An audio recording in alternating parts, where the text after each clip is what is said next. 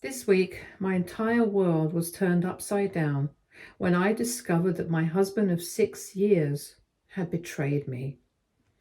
That's right, Ramon, the man I've loved, trusted, and built a life with, chose to cheat on me. It happened while he was out at a club celebrating a friend's bachelor party. Meanwhile, I was at home tending to our children and caring for our newborn son. Our baby boy was born just last month, a tiny, perfect miracle. But the journey to get here hasn't been easy. My pregnancy was exhausting, one of the most challenging periods of my life. Every day was a battle, physically and emotionally, as I carried our child while still managing the home and caring for our older kids. I spent those 9 months pushing through all the discomfort and the fatigue, doing everything I could to ensure our baby arrived safely. Ramon was somewhat supportive during that time, though I can't say it was everything I needed. His role was primarily to provide financially for us, and I won't deny he did that. While I was at home navigating the challenges of pregnancy, he was working hard to bring in the income that kept our family afloat. But beyond that, he didn't lift a finger. There were so many moments when I felt alone, times when I wished he could see just how much I was carrying, physically and emotionally. When I finally gave birth, I honestly thought the hardest part was behind me. I had endured 9 exhausting months of pregnancy, and in my mind, bringing our son into the world was supposed to mark the start of something beautiful. A chance to breathe, heal, and embrace this new chapter as a family. But nothing, no parenting book, no advice from friends or family could have truly prepared me for the relentless challenges of caring for a tiny human who depends on me for everything. The sleepless nights, the endless feeding, the constant cries, it's a cycle that leaves me feeling utterly drained. Sleep is a luxury I can no longer afford, and most days I feel like I'm running on empty. In the midst of all this chaos, I might have unintentionally overlooked Ramon's needs. He's been vocal about feeling ignored and unimportant for a while now. Specifically, he's complained about the lack of intimacy in our marriage. The thing is, my body is still recovering from childbirth, and this process takes time, patience, and care. I can't just give him what he wants when my body is still suffering. Even during my pregnancy, intimacy wasn't easy for me. My body was going through monumental changes, and it was a struggle just to make it through each day. Between morning sickness, aches, and sheer exhaustion, physical closeness understandably took a back seat. I hoped that Ramon, as my partner and a grown adult, would understand that this was temporary and that he would stand by me as my husband and the father of our children. But he always complained about how I was not keeping him satisfied, as if that was also one more chore I had to do for him. This week, when Ramon told me he wanted to go to his friend's bachelor party, I had mixed feelings about it. On one hand, I've been carrying the entire load of taking care of our newborn, endless diaper changes, feeding, sleepless nights, and I desperately needed a break myself. It felt unfair that he would even consider leaving me alone with all this responsibility while he went out to relax and party. But on the other hand, I knew exactly what would happen if I refused. Ramon has made it clear repeatedly that he feels like I've sucked all the happiness out of his life since I got pregnant. Those words sting every time, but they've become this go-to complaint whenever he feels neglected or unhappy by anything I do. Honestly, I didn't have the energy to deal with another one of his tantrums. To hear him accuse me of ruining his life. So reluctantly, I agreed with his plan. I told myself it might actually do some good. Maybe I thought he'd come back refreshed and in a better frame of mind. Maybe after having some days to himself to blow off steam, He'd step up and finally take on more of the responsibility of caring for our baby. After all, he's barely spent any time with our son since the day he was born. I tried to convince myself this was a reasonable compromise, a way to maintain some peace between us to accommodate his needs. This bachelor party was happening for 3 days, but on the second night, something happened that changed everything. Late at night, I was woken up by a call. Seeing the name of one of Ramon's friends on my screen, my heart immediately sank. My first thought was that something terrible might have happened to my husband. Why else would his friend be calling me at this hour? With a mix of grogginess and panic, I answered the call, bracing myself for bad news. Ramon's friend, someone who's known both of us for quite some time, was on the other end of the line. His voice was hesitant as he told me that he had something important to share about what had happened that night with my husband. Confused and apprehensive, I urged him to go on. This friend mentioned that Ramon had been drinking heavily all day. That part didn't exactly shock me. It was a bachelor party after all, and I expected that drinking would be a big part of the celebration. But then, according to the friend, the entire group had gone to a club that evening, and while they were there, Ramon met a woman. From the way the friend described it, it seemed like they clicked almost instantly. They danced together, laughing and getting close in a way that made the friend uneasy enough to notice. Not even 15 minutes into their interaction, the woman asked Ramon to leave the club with her and go back to her hotel room. And you know what? My husband agreed with her. Hearing this felt like a punch to the gut. I wanted to stop this friend from saying anything more. I wanted to tell him that there was no way this could be true. But I stayed silent, my heart racing as he continued. Apparently, before Ramon disappeared that night, he had informed the rest of his friends of his intentions to sleep with this woman and have a fun night with her. The friend who called me explained that he had tried to intervene, urging Ramon not to go through with it. He tried to talk some sense into my husband, reminding him of me, our kids, and our newborn son waiting at home. But his attempts fell on deaf ears. Instead, other men in the group egged Ramon on, cheering him on as if his betrayal was something to be celebrated. They told him he deserved to do this and should not feel guilty about it, that he should get some, since I wasn't giving him anything. Their words infuriated me as I heard them relaying over the phone. How could they encourage my husband to throw away his vows, to disregard his family so casually? It made me sick to my stomach. These were the men he chose to call his friends, the people he surrounded himself with, and instead of holding him accountable, they had fueled his reckless action. The friend who called me said he couldn't stand by and let me remain in the dark. He felt horrible for me, knowing that I had just given birth and was at home taking care of our baby while all of this was happening. After their night out was over, he took it upon himself to call me and let me know the truth. He didn't stop there. To prove his words weren't just rumors or exaggerations, he also sent me a photo he had secretly taken of Ramon and the woman. In the image, they seemed to be dancing closely, her arms draped around his shoulders while his hands rested on her waist. They looked intimately connected, as though they were the only two people in the room. I stared at the picture, numb and heartbroken. The woman, to me, looked like a hooker, dressed provocatively, with an air of someone who knew exactly what she wanted. And Ramon, my husband, was smiling at her as if he wasn't a married man himself. That photo shattered whatever pieces of hope I had left.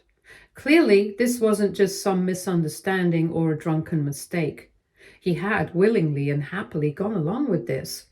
He made the choice to leave the club with her, knowing full well where it would lead. I felt utterly sick. The image of them burned into my mind, and the thought of him in a hotel room with her made me want to throw up. How could he do this to me?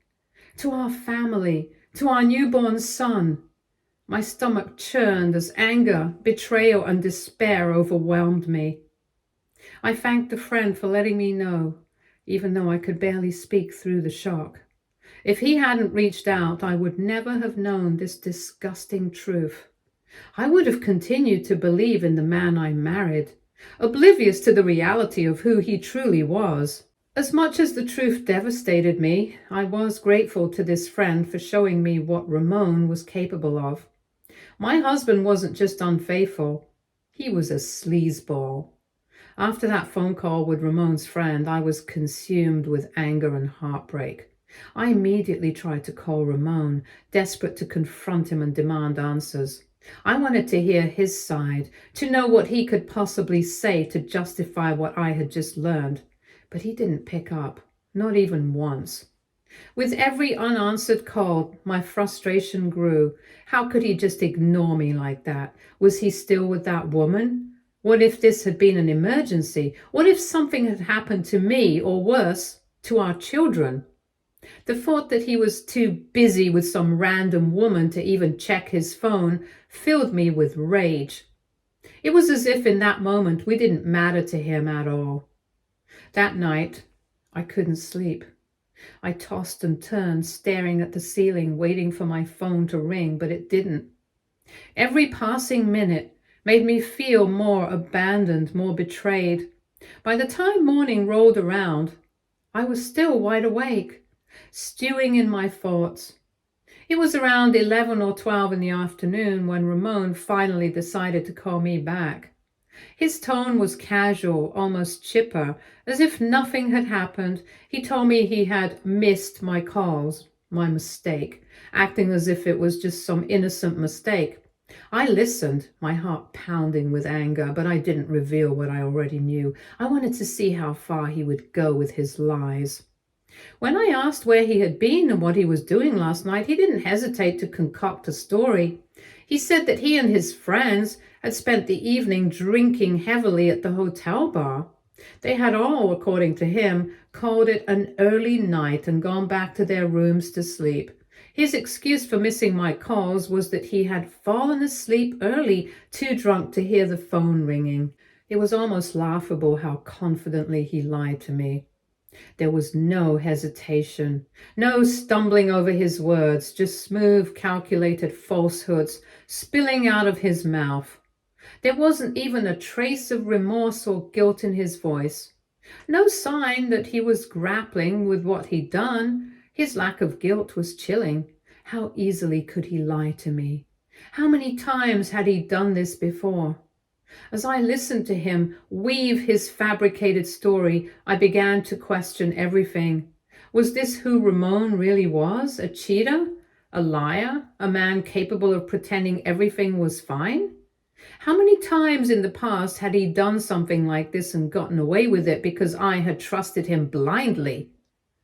After that phone call, I sat in silence, letting the weight of everything sink in. I thought about the man I married, the years we'd spent together, and the life we had built. Ramon had always been flirty and extroverted, a social butterfly who thrived in the spotlight.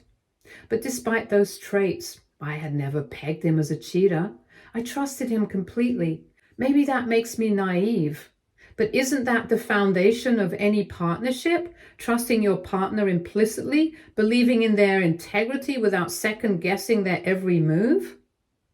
But now that trust was shattered. Ramon had broken it with his actions and sealed it with his lies.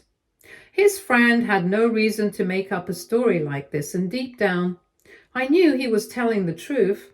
Ramon's own behavior confirmed it. If he had nothing to hide, why didn't he mention going to the club? Why concoct a story about an early night at the hotel bar? He lied because he had something to cover up, something he knew would devastate me if I found out. Since that realization, my mind has been racing, weighing all my options. I'm not the kind of woman who likes to feel trapped in a marriage or dependent on her husband to survive. Before I got pregnant, I had a great job. A job I gave up not because I wanted to, but because my difficult pregnancy left me with no other choice. But I'm confident in my ability to get back on my feet. I know I can find another job and support myself and my children if it comes to that. I also have incredibly supportive parents. They've always been my rock, and I know without a doubt that if I choose to leave Ramon, they'd welcome me and my children with open arms. My parents wouldn't hesitate to help me rebuild my life no matter what it took. In fact, if they ever found out what Ramon had done, if they learned that he cheated on me while I was at home recovering from childbirth and taking care of our newborn, I know they'd be even more furious than I am. My father would probably want to hunt Ramon down and confront him himself. So, overall, I guess I can survive. The only thing I worry about is my children. I feel bad for them. I don't want to break up my family and make my kids grow up in a broken family. Today, my husband is returning back from the bachelor party. I am so nervous to confront him.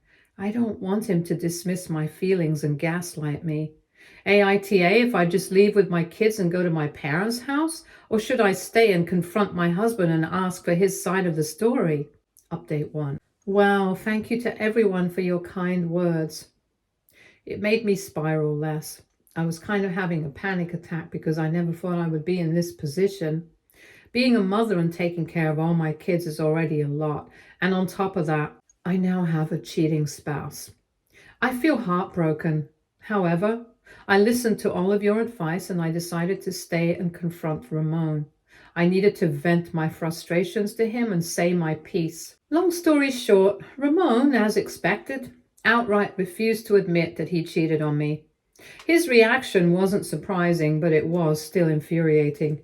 He immediately went into defensive mode, dismissing my accusations as if they were absurd. I didn't tell him at first where my information came from. I just told him that I knew he had slept with someone. Instead of confessing or showing even a shred of guilt, he looked me in the eye and told me that I was hallucinating. Yes, hallucinating. He even went as far as to blame my suspicions on my postpartum hormones, calling me crazy and implying that I was making things up out of thin air. His words were sharp and dismissive, dripping with condescension. I scoffed at his pathetic attempt to gaslight me. I wasn't about to let him wriggle his way out of this with cheap excuses or by turning the blame on me. I told him point blank that it was better for him to come clean now rather than waste time deflecting because I already knew everything. But Ramon, being the stubborn and self-righteous man that he is, held firm. He continued to deny, acting like I was delusional for even suggesting he'd done anything wrong. That was when I decided to stop sparing him. I told him the truth, that it was his own friend who had called me, the same friend who had been at the bachelor party with him. I explained how his friend had felt compelled to tell me what had happened because he couldn't stomach watching Ramon betray me so blatantly. For the first time, I saw cracks in his facade. When I revealed that his friend had been the one to snitch, Ramon's eyes widened in shock. He clearly hadn't expected that someone from his inner circle would betray his trust like that. His surprise quickly changed to anger, but he wasn't angry at himself for what he had done. He was angry at his friend for ratting him out. When I finally showed him the photo his friend had sent me, his reaction was telling. He stared at it, speechless for a moment, as though scrambling to come up with an explanation. It was a clear picture of him and the other woman, their bodies close, dancing intimately. The evidence was undeniable, yet Ramon still had the audacity to argue. Looking at the picture, he sneered and said, "So what? This photo doesn't prove anything. I was just dancing and having fun. Can't a man do that?" His deflection made my blood boil. He acted as though there was nothing inappropriate about the image, as though it were normal for a married man to be dancing with a stranger in a way that screamed anything but innocent. He completely ignored the context of where the night had gone after the photo was taken. I couldn't believe the level of denial and arrogance he was displaying. Instead of acknowledging his mistake or even showing remorse, he dug his heels in deeper, as though denying it enough times would somehow erase the truth. I told him as calmly as I could that if he was indeed telling the truth and nothing had happened, then he should have no problem showing me his phone. I wanted to go through every single message from the bachelor party group chat. I was certain that knowing those guys and how they communicated, the details of his hookup with that woman would be all over it. If nothing had happened, there would be no reason to hide it, right? At first, Ramon hesitated. Then he snapped, claiming I had no right to check his phone. He tried to justify it by saying that those were just guys' talks and that there was nothing inappropriate in those messages for me to even check. The nerve! As if that could somehow justify his actions. He insisted he wasn't comfortable letting me go through his phone because it was private. And he tried to deflect again by saying it was all harmless. Ramon also shifted the blame onto the friend, claiming that he had probably lied to me about everything because he had gotten too drunk that night to remember anything accurately. But I wasn't buying any of it. I told him that if his friend was truly as drunk as he claimed, then he should call his friend up right now and confront him right in front of me on a speakerphone. After all, if Ramon really thought his friend was too drunk to remember what had happened, wouldn't he want to clear his name and straighten things out? If his friend had truly misremembered or fabricated everything, wouldn't he want to resolve it quickly and prove that there was no truth to the story? I could see the panic in Ramon's eyes, and that was the moment I knew for sure that I was right. Just as I expected, he tried to change the subject, refusing to call his friend or confront him in front of me. Instead, he insisted that he didn't care about what his friend had told me and that above all, I should trust him and only him. Over and over again, he told me, "You're my wife. You should believe me, not anyone else. You need to trust me." By this point, I was certain Ramon had cheated on me, and his actions and constant deflection were proof enough. There was no greater evidence than his behavior, his lies, and his complete disregard for the truth. I had been patient and had tried to give him a chance to come clean, but it was clear he wasn't going to. His refusal to take responsibility, his manipulation, and his blatant disrespect for me made it impossible for me to keep pretending that everything was fine. I took a deep breath and told him the truth. I couldn't stay with a man who had cheated on me. The thought crossed my mind that maybe he had done this before and I had no way of knowing. I couldn't keep living in a relationship based on lies. I reminded him of what he had done during this bachelor trip while I was at home exhausted, taking care of all our kids. It didn't matter how many times he denied it or deflected blame onto me. He had made the choice to cheat, and that was something I couldn't forgive. I told him that I had already packed some bags for me and all our children, and I was going to my parents' place for now. I needed space. I needed to figure out what was best for me and my children. The moment those words left my mouth, I saw fear in his eyes. He tried to argue, to convince me that I couldn't just up and leave him. He insisted we could work through things and that we could fix my trust issues with counseling. But there was no real acknowledgement of what he had done, no remorse for his actions. It was just another way for him to avoid facing the reality of his betrayal. He called me overdramatic, as if my feelings didn't matter, and tried to diminish the gravity of the situation, but I wasn't having it. I wasn't going to let him gaslight me into thinking this was my fault or that I was overreacting. I stood my ground and told him I was leaving, that I had no intention of staying with a man who couldn't respect me or our marriage. He then tried to pull the "you can't just leave with our children" card. I looked at him and said, "You're welcome to take care of them 24/7 if that's what you want. If you think I'm being unreasonable, then you can be the one to stay here with the kids." I knew Ramon. He was lazy, self-centered, not the type of person who would take responsibility for the hard work of caring for our children. I didn't even need to wait long for his response. I could see it on his face. He wasn't going to step up. He wasn't going to take care of our kids on his own. In the end, Ramon had no choice but to let me leave. He didn't fight me further, not because he was sorry, but because he realized I wasn't going to back down. I packed up my things, took our children, and made my way to my parents' place. I think I did the right thing. Leaving him was hard, but staying would have been even harder. I deserved better than the life Ramon was offering me, and so do my children. Update 2. Okay, so after a lot of thinking and processing, I finally decided to talk to my parents and tell them everything. I knew I couldn't keep this to myself any longer, and I needed their support. As soon as I told them the whole story, what Ramon had done, how he'd lied, and how he'd manipulated me, they were understandably furious. My dad especially was livid. He's a man who doesn't easily get riled up, but anyone who knows him understands that when he's angry, you don't want to be on the receiving end.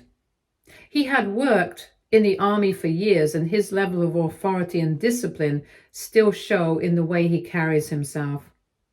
Without wasting any time, my dad called Ramon up and gave him a stern talking to. Ramon, who had been trying to downplay everything with me, didn't have the courage to lie to my dad. He knew that lying to my father was going to be a huge mistake. After hearing my dad's no-nonsense words, Ramon caved in and admitted the truth. He finally confessed. Yes, he did sleep with that woman at the bachelor party. Once he came clean, Ramon started bombarding me with apologies. He sent me multiple voicemails and texts, each one more desperate than the last. He claimed he felt terrible about what he had done and promised me that it was just a one-time mistake. He tried to convince me that it had never happened before and that it would never happen again. But the more he begged, the more skeptical I became. How could I trust him? How could I take him back after everything he'd put me through? Ramon even went as far as begging me to give him another chance. For the sake of our kids, he told me that he realized how much he'd hurt me and that he wanted to be a better husband and father. But to be honest, it felt like just another one of his manipulative tactics. He wasn't asking for forgiveness because he truly understood the depth of his betrayal. He was asking for another chance because he was scared of losing his family.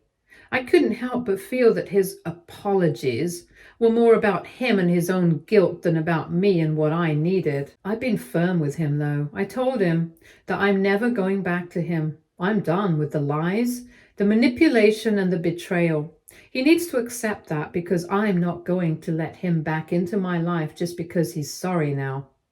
My kids and I deserve better than that. And as much as I hate to say it, Ramon isn't the father I want my children to look up to. I told him plain and simple that from now on, all he needs to focus on is being a better father to our kids. That's it. He doesn't get another chance to be my husband, but he can at least try to be a more present and responsible father. He can work on himself for the sake of our kids, but that's where my involvement ends. The damage has been done, and I've had enough of his excuses and empty promises. I don't know what the future holds, and I don't know what kind of relationship Ramon and I will have moving forward, but I'm at peace with my decision. I'm no longer holding on to the idea of what could have been or hoping he would change. Now I'm focused on what's best for me and my kids, and that's all that matters right now. Update 3. It's been a month since I last updated. Ramon has got HIV. Oh, how I love the universe. My husband cheated on me and now he is being punished for it. Turns out that woman he hooked up with was indeed a hooker and he got HIV from her. Apparently, after the bachelor trip, Ramon had been feeling sick for a while, and his condition only kept getting worse. He finally went to the hospital, and after a series of tests, it was confirmed that he had HIV in his system. Anyway, since his diagnosis, all of his friends and family members have come in support of Ramon. They're all worried for him. His parents have reached out to me, begging me not to go through with a divorce. They feel like it is unfair of me to leave him when he has contracted a life-threatening disease. They think I should come back home and take care of him as he goes through medications and treatments. In fact, his mother has called me an a-hole for refusing to take care of him when his life is on the line. Honestly, I don't care about any of this. While I do feel bad that he contracted HIV, I also feel like This is no longer my responsibility. My first priority is to my children and myself, so I am moving forward with the divorce as planned. Ramon can take care of himself. Stay tuned for more stories from Argo relationships.